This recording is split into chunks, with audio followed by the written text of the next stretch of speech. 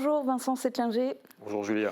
Alors la première question ne concerne pas l'élu, mais l'homme. En dehors de vos mandats, qui êtes-vous? Écoutez, j'ai 35 ans, je suis donc maire de Rohrbach-les-Beach et je suis notaire de profession.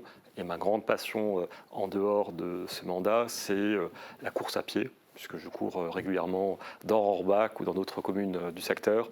Et c'est vraiment, ça me permet voilà, de penser un peu à autre chose, de m'évader un peu dans les paysages du Pays Beach. Alors concernant la politique, aux dernières législatives en 2017, vous étiez le suppléant de Céleste Lette. Cette fois, vous êtes candidat. Dites-nous pourquoi et pourquoi les Républicains? Pourquoi je suis candidat? Tout simplement parce que je pense qu'aujourd'hui, notre territoire de Sarreguemines Beach, Sarralbe, a besoin à Paris d'avoir un avocat pour défendre nos communes, nos associations, nos entreprises. Parce qu'aujourd'hui, la politique qui est menée à Paris n'est pas acceptable.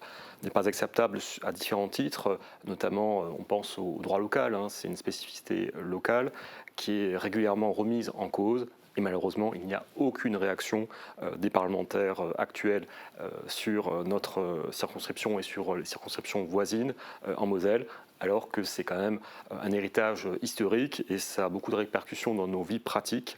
On l'a encore vu il y a quelques jours avec cette suppression des 2 jours fériés de droit local pour les fonctionnaires territoriaux. Donc je veux vraiment, si je suis candidat, c'est vraiment pour être l'avocat, pour être le représentant de notre territoire à Paris. Et les Républicains?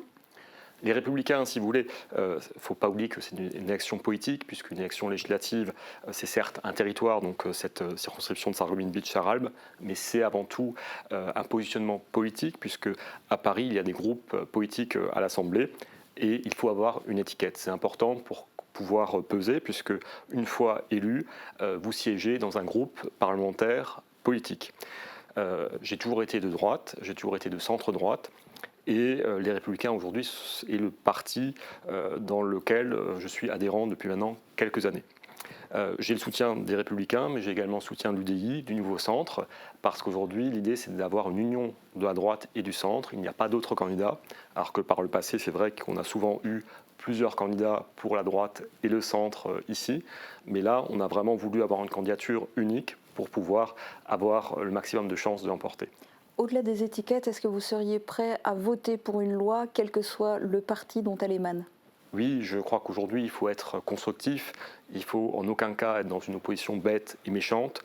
Mais je crois qu'il ne faut pas non plus être dans l'excès inverse. On a vu par le passé que notre députée sortante était plus une VRP du gouvernement sur notre territoire qu'une représentante du territoire à Paris. Ça a été un peu un rapport inversé. Et ce rapport inversé, je veux le critiquer, je veux le supprimer parce que, encore une fois, c'est le gouvernement du peuple, par le peuple, pour le peuple. Et donc, ça doit venir du territoire et on doit pouvoir, à Paris, représenter notre territoire. Et il ne faut pas hésiter parfois à être pas d'accord avec les propositions de son parti ou de sa formation politique si ça atteint, si ça touche notre secteur. Je pense aussi aux frontaliers qui n'ont pas été beaucoup soutenus malheureusement ces dernières années, alors que malheureusement ils ont dû subir avec le Covid, avec des incompréhensions entre l'Allemagne et la France, un certain nombre de préjudices, mais malheureusement beaucoup d'élus étaient absents. Alors parlons de quelques grands thèmes nationaux qui sont invités dans cette campagne. Quelles sont par exemple les mesures que vous voudriez défendre concernant le pouvoir d'achat?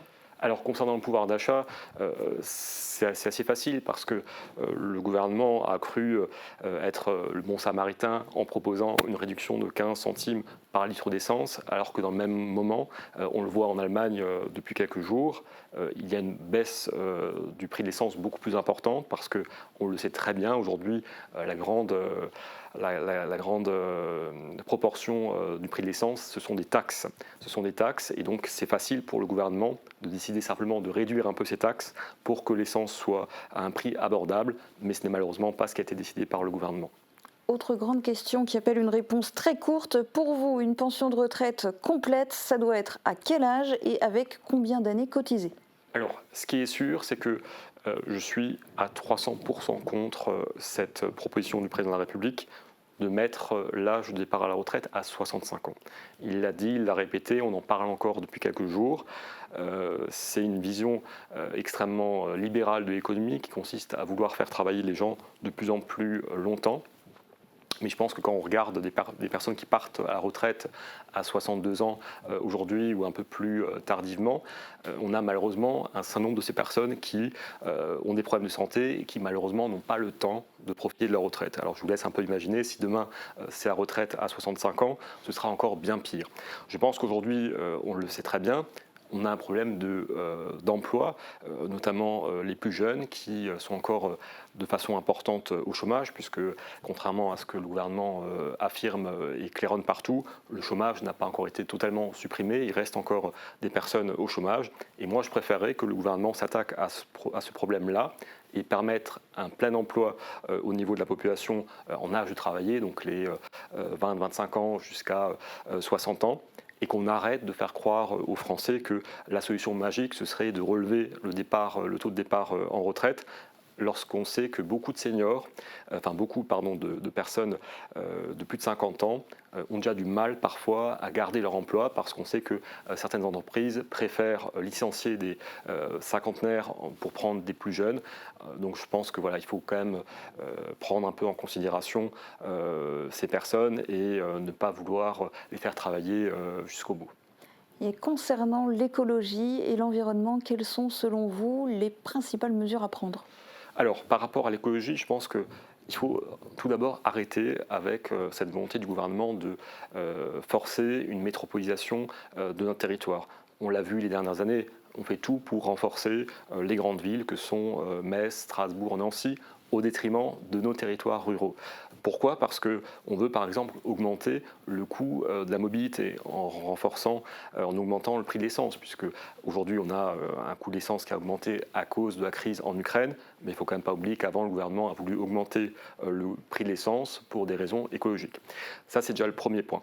Deuxième point, je pense qu'on peut, au niveau local, avec des associations, avec des communes, des collectivités territoriales, mettre en place des initiatives très locales, très ciblées, qui vont permettre vraiment de réduire notre empreinte carbone et qui vont permettre aussi d'inculquer l'écologie, l'environnement aux plus jeunes. Parce que je crois que dans ce domaine-là, c'est quand même une prise de conscience qui doit imprégner toute la population pour que chacun d'entre nous ayons le réflexe d'être un peu plus proche de ces préoccupations écologiques, environnementales. Mais je pense qu'on n'arrivera pas en un claquement de doigts en disant il faut que la France soit plus verte. On n'arrivera pas à faire de cette façon-là. Je pense que ça passe vraiment par l'éducation des plus jeunes pour que demain, ces adultes en devenir aient tous le réflexe écologique et environnemental.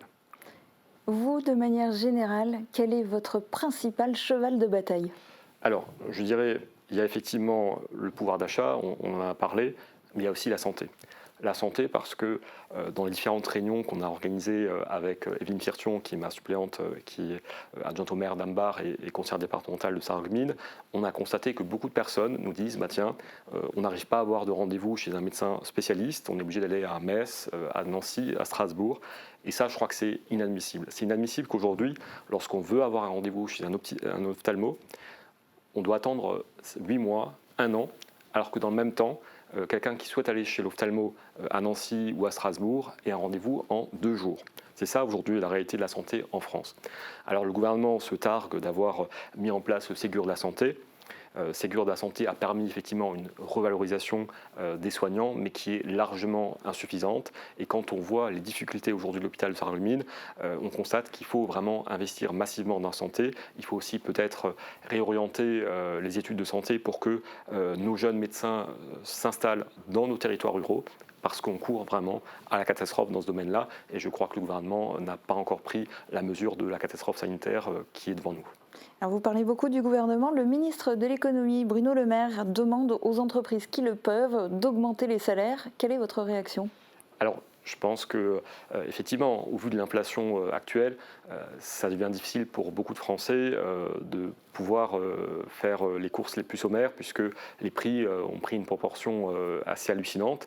Je pense qu'effectivement, un certain nombre d'entreprises doivent jouer le jeu et doivent augmenter les salaires, parce que là aussi, ce n'est pas normal que des grosses entreprises françaises préfèrent augmenter constamment les dividendes pour les actionnaires et ce, au détriment des salariés. Je pense qu'on a un capitalisme français qui est devenu un petit peu fou, contrairement à d'autres pays au capitalisme un peu plus raisonnable. Je pense notamment aux pays comme l'Allemagne ou les pays nordiques qui ont un capitalisme qui s'appuie beaucoup plus sur les salariés qu'en France, avec ce capitalisme, encore une fois, tourné vers l'actionnariat en premier lieu.